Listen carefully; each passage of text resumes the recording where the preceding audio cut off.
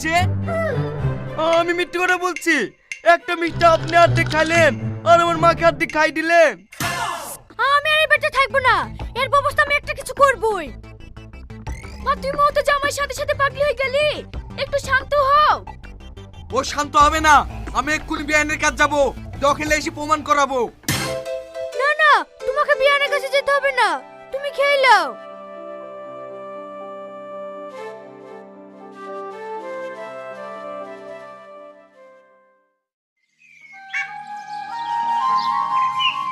ডালি কুদাল কই রে?